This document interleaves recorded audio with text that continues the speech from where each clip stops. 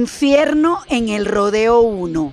Mientras el régimen maquilla a el helicoide, los presos políticos sostienen huelga de hambre.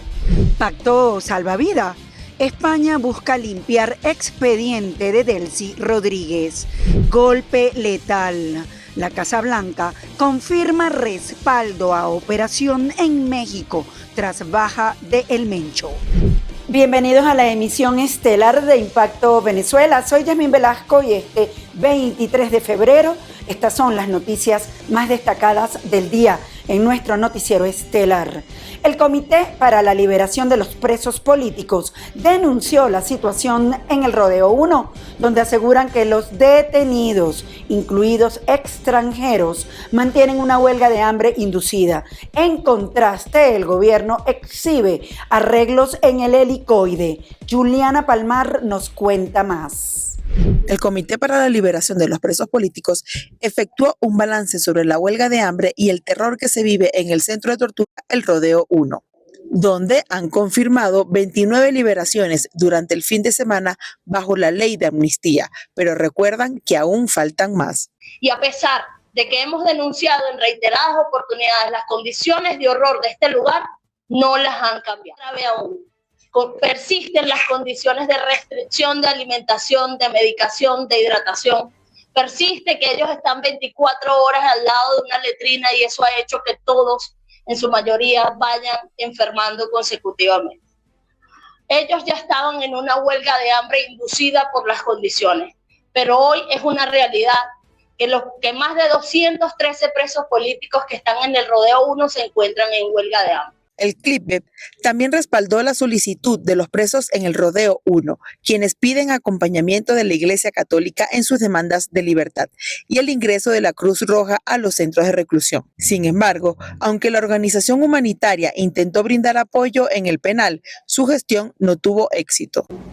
Además de ellos, piden por favor el acompañamiento de la Iglesia, piden que el cardenal Baltasar Porra pueda ingresar a hablar con ellos, porque han hecho solicitudes durante estos 2 años y lo que han hecho es burlarse de ellos. Asimismo, también piden el acompañamiento de los jóvenes venezolanos de los centros de estudiantes, piden el ingreso de la Cruz Roja Internacional. Y debemos decir que esta no es una solicitud de hoy, esta es una solicitud que venimos haciendo durante años y al régimen tampoco le ha dado la gana de hacerlo diferente, ni de permitir el ingreso de la Cruz Roja Internacional, ni de ningún organismo. Por su parte, Alfredo Romero, director de Foro Penal, informó que la ONG mantiene su apoyo legal para los casos en tribunales, con el fin de solicitar la amnistía de los presos políticos. Según la organización, desde el 8 de enero se han registrado 464 excarcelaciones, pero solo 65 personas han sido liberadas en Venezuela tras la aprobación de la ley.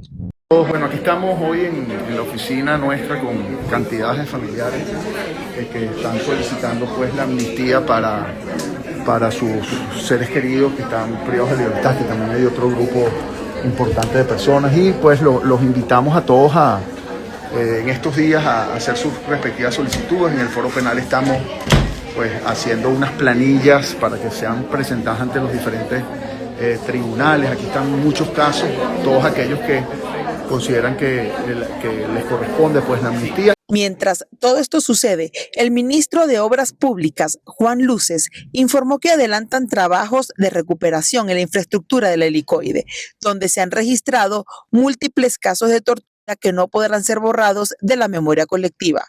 Para Impacto Venezuela, Juliana Palmar. Es momento de tomarle el pulso a nuestra comunidad. Vamos a revisar los comentarios que nos dejan sobre la pregunta del día de hoy. Durante años, el chavismo construyó su poder sobre una narrativa, revolución, antiimperialismo y una alianza inquebrantable con Cuba. Hoy, el distanciamiento con La Habana y el reacomodo en su estrategia internacional con Estados Unidos envían una señal distinta. Estamos ante el fin del proyecto ideológico que dio origen al chavismo. Claro, Ya el comunismo está en desaparición. Cuba, Nicaragua y Venezuela serán libres. Sí, ya llegó la hora y la luz a Venezuela, Cuba y Nicaragua. La revolución del siglo XXI está moribunda. Lo creo cuando lo vea. Puro bla bla bla. El gobierno español presiona a la Unión Europea para levantar las sanciones contra Delcy Rodríguez, definiéndolo como un gesto político necesario. Sin embargo, persiste el historial de viajes, financiamientos irregulares y vínculos con el PSOE y la izquierda española. El reporte con Quique Frías.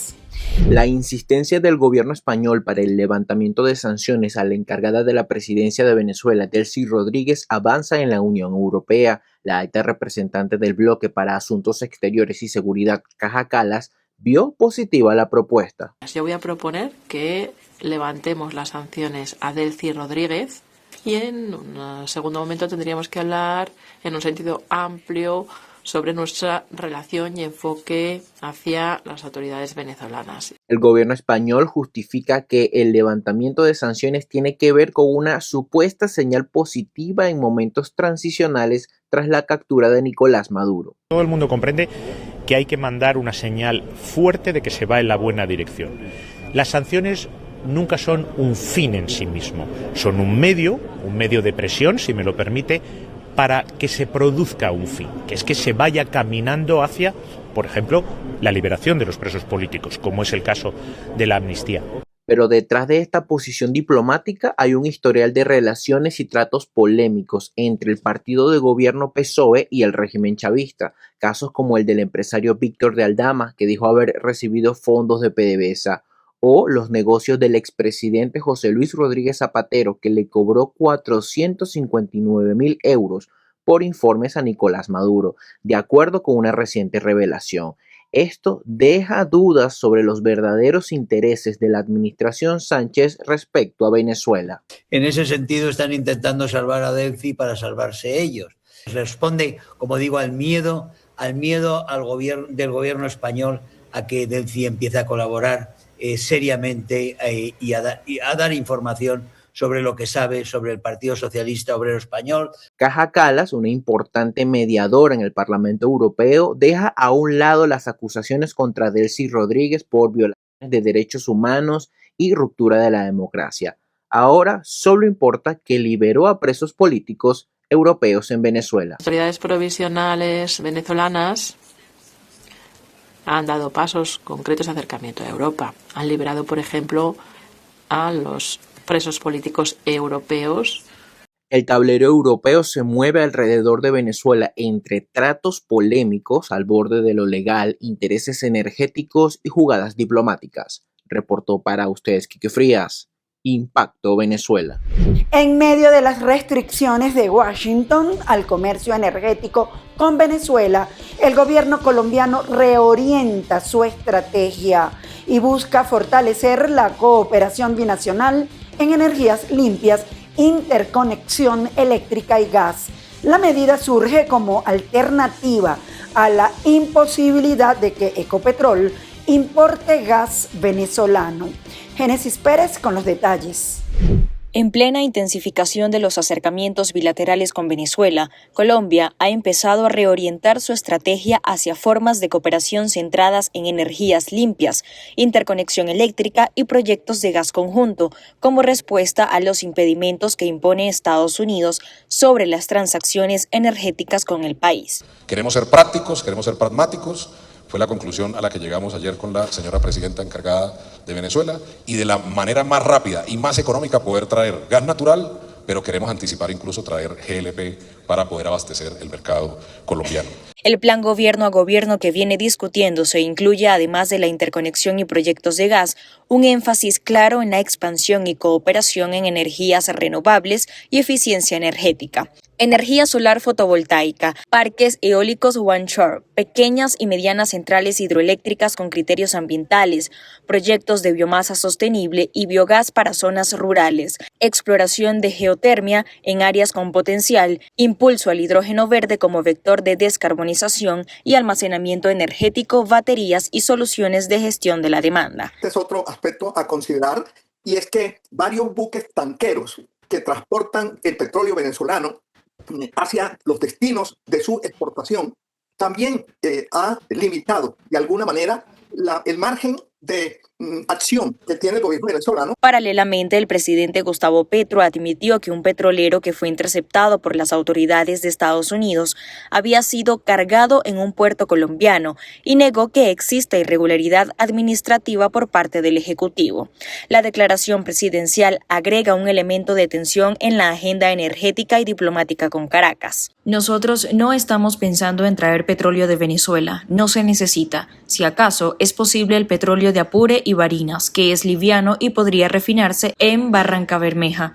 Podemos ser transporte de gas al mundo si Venezuela avanza en su propia transición energética. La reorientación hacia energías limpias aparece como la estrategia de largo plazo para reducir la vulnerabilidad de Colombia ante restricciones externas. En el corto plazo, sin embargo, las limitaciones prácticas y legales obligan a buscar soluciones mixtas mientras la diplomacia técnica entre Bogotá y Caracas continúa avanzando. Génesis Pérez para Impacto Venezuela. El canciller venezolano Iván Gil acusó en la ONU que los derechos humanos se han convertido en un instrumento político contra Venezuela. En su intervención vinculó sanciones, violencia y el operativo militar del 3 de enero con una estrategia internacional para doblegar a los pueblos. Catherine García nos tiene este informe. Los derechos humanos se están utilizando como armas políticas, denunció Iván Gil en Ginebra. El canciller reiteró que Venezuela ha sido víctima de medidas coercitivas y violencia extremista, una denuncia que ya es recurrente ante el panel de la Organización de las Naciones Unidas desde al menos 4 años. Pero este 2026 añade un nuevo elemento, el operativo que culminó con la detención de Nicolás Maduro y su esposa Cilia Flores. El 3 de enero de 2026 se marcó un punto de extrema gravedad, una acción militar ilegal en contra de nuestro país, resultó en más de 100 víctimas mortales y en la detención arbitraria del presidente Nicolás Maduro Moro y de la primera dama Cilia Flores. Además de la liberación inmediata de los líderes del chavismo, Gil reclamó 3 puntos centrales: el cese de las sanciones, respeto a la soberanía y una agenda de derechos humanos imparcial. El canciller insistió en que Venezuela apuesta por los canales diplomáticos. A pesar de esta acción consumada desde la profunda asimetría tecnológica y militar de nuestro país con la potencia nuclear de los Estados Unidos de Norteamérica, optamos por abrir un canal diplomático para dirimir nuestras diferencias con este país. No desde la subordinación, sino desde la igualdad soberana de los Estados. No desde el miedo, sino desde la convicción de que el diálogo es el único camino civilizado entre las naciones. La intervención de Iván Gil sostiene al régimen como víctima de las acciones de Estados Unidos. Según su versión, Venezuela ha sido objeto de una campaña de agresión sin precedentes. Comparecemos hoy ante este Consejo como nación soberana que ha resistido durante más de una década una de las campañas de agresión multiforme más prolongadas de la historia contemporánea contra país alguno que no esté en guerra.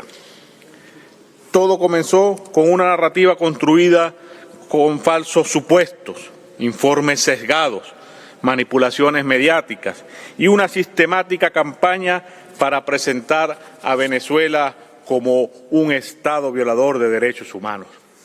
No fue un debate jurídico, fue una operación política. Sin embargo, la respuesta de organismos multilaterales como la ONU sigue en suspenso. Aún no se sabe si respaldarán las peticiones del oficialismo venezolano o mantendrán silencio ante un caso que mezcla política, justicia y poder global.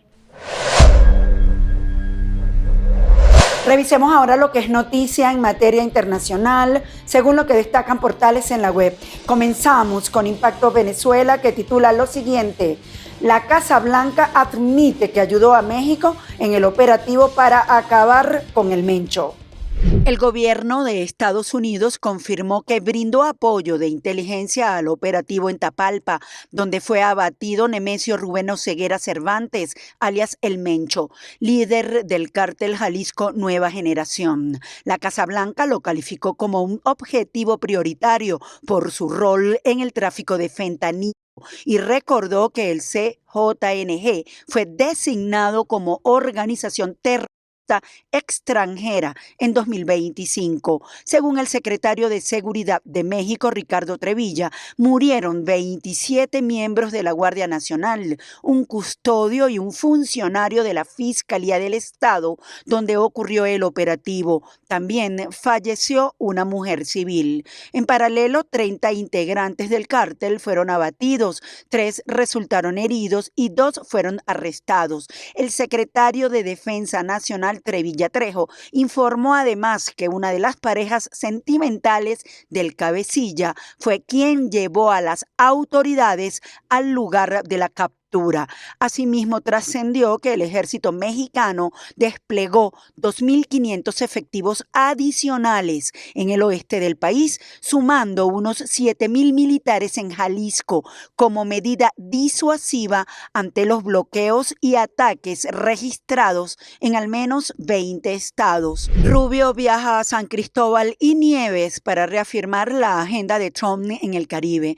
El secretario de Estado de Estados Unidos, Marco Rubio, viajará esta semana a San Cristóbal y Nieves para participar en una cumbre de líderes de la Comunidad del Caribe, CARICOM, con el objetivo de reafirmar los intereses del gobierno de Donald Trump en el hemisferio occidental. La visita ocurre poco más de un mes después de la operación militar estadounidense en Venezuela. Rubio busca mantener en primer plano la estrategia de Washington en América Latina y el Caribe, incluso cuando la administración republicana ha trasladado su prioridad hacia Medio Oriente y las tensiones con Irán. Seguridad, estabilidad regional, comercio y crecimiento económico serán los ejes de las reuniones bilaterales y multilaterales que Rubio sostendrá con los Estados miembros de CARICOM. Trump considera una escalada militar que incluye la caída del régimen islámico. El presidente de Estados Unidos, Donald Trump, considera una ofensiva militar por etapas contra el régimen islámico de Irán, mientras mantiene abierta una última negociación diplomática en Ginebra con mediación del Sultanato de Omán. Estados Unidos exige a Irán reducir su programa nuclear, cancelar la fabricación de misiles balísticos de largo alcance, terminar la financiación de grupos como Hezbollah y los Houthi y suspender la represión contra movimientos civiles. Si Teherán no acepta, Trump contempla ataques iniciales contra instalaciones nucleares, plantas de misiles y cuarteles de la Guardia Revolucionaria como advertencia. Una segunda fase implicaría la caída del régimen chiita, incluyendo la eliminación de líderes como Ali Khamenei y su círculo militar. Mientras tanto, Irán advirtió que cualquier ataque derivaría en una guerra regional. Países árabes como Qatar, Emiratos y Arabia Saudita alertaron que un conflicto abierto pondría en riesgo su seguridad.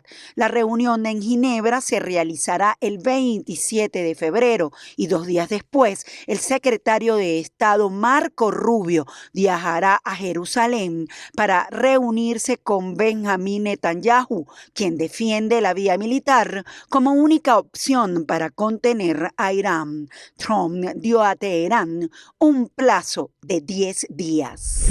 Amigos, gracias por acompañarnos en este recorrido informativo. Nos vemos mañana en una nueva emisión estelar de Impacto Venezuela. Como siempre, les recuerdo seguirnos en nuestras redes sociales y canal de YouTube.